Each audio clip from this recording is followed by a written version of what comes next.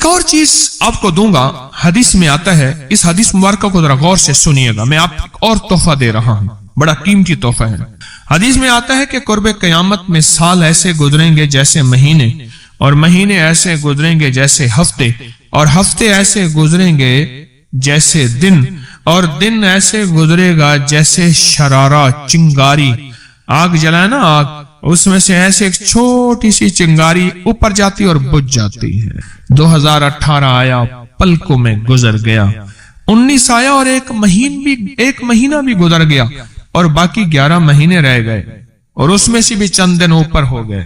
اگر آپ چاہتے ہیں وقت کی برکت، دنوں کی برکت، زندگی کی برکت اور لا علاج بیماریوں سے چھٹکارا، تو آج ایک ٹوٹکا بتاتا ہوں۔ جو بندہ یہ چاہتا ہے کہ اس کے وقت میں برکت ہو، سنیں غور سے، عمر صحت مند چاہتے ہیں، لمبی عمر چاہتے ہیں، یا مختصر وقت میں برکت چاہتے ہیں؟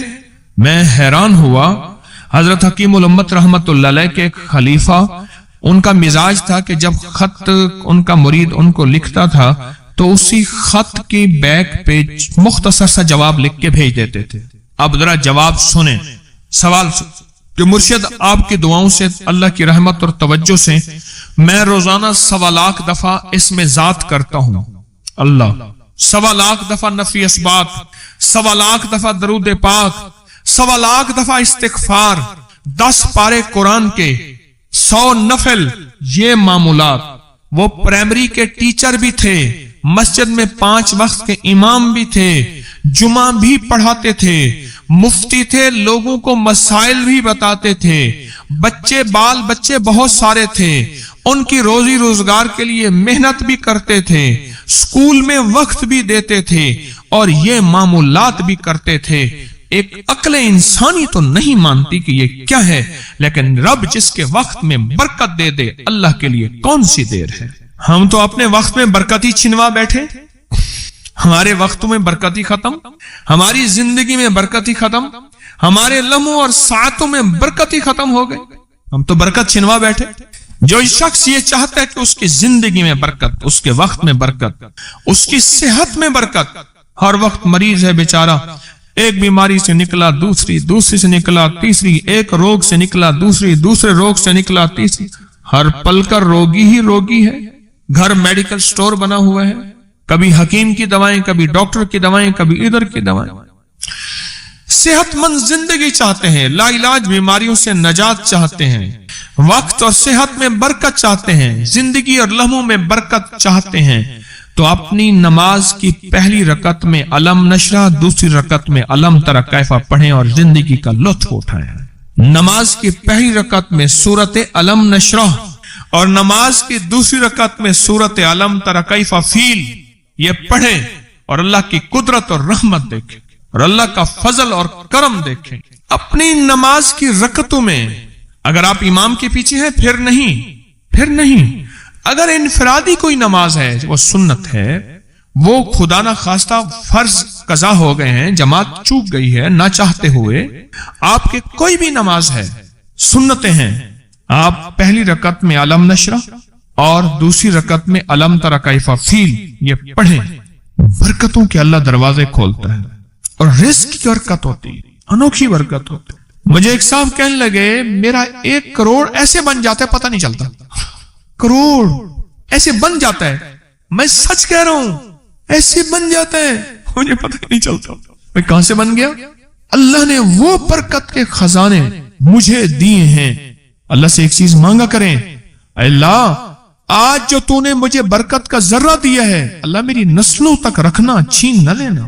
ہاں اللہ مجھے اگر تو نے برکت کا ذرہ دیا ہے، اللہ یہ مجھے نسلوں تک دینا، اللہ مجھ سے چھین نہ لینا۔ تو برکتوں کے دروازے اللہ کھلوا دے، لا علاج بیماریوں سے نجات دے دے، وقت میں برکت، زندگی میں برکت، سانسوں میں برکت، صحت میں برکت، دولت میں برکت، پیسے میں برکت، نسلوں میں برکت۔ برکت کبھی ختم نہیں ہوتی، کثرت ختم ہو جاتی ہے۔ کتی کتنے بچے دیتی ہے؟ 7، 10، 11، اور بکری کتنے بچے دیتی ہے؟ 1، کوئی 2۔ اللہ نے آنکھوں سے دکھایا ہے کہ بکری میں برکت ہے، اس کی وجہ یہ ہے کہ بکری میں حلال ہے اور برکت ہے، اور کتے میں کثرت ہے اور حرام ہے۔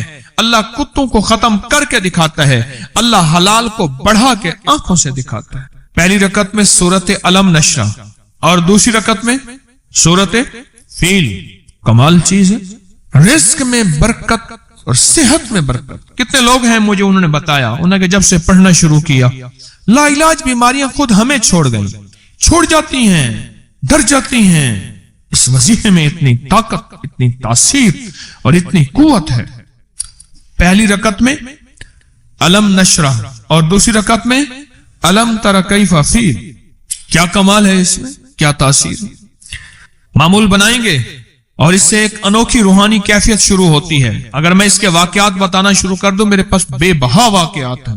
انوکھی روحانی کیفیت شروع ہوتی ہے, دل کی دنیا آباد ہوتی ہے, من کی دنیا آباد ہوتی ہے, جذبوں کی دنیا آباد ہوتی ہے اور زندگی شاد ہوتی ہے. انوکھی روحانی دنیا, انوکھا روحانی راز شروع ہوتا ہے. اور اس کے اندر اللہ پاک اس بندے کو اپنے خاصان خاص میں شامل کرتا ہے.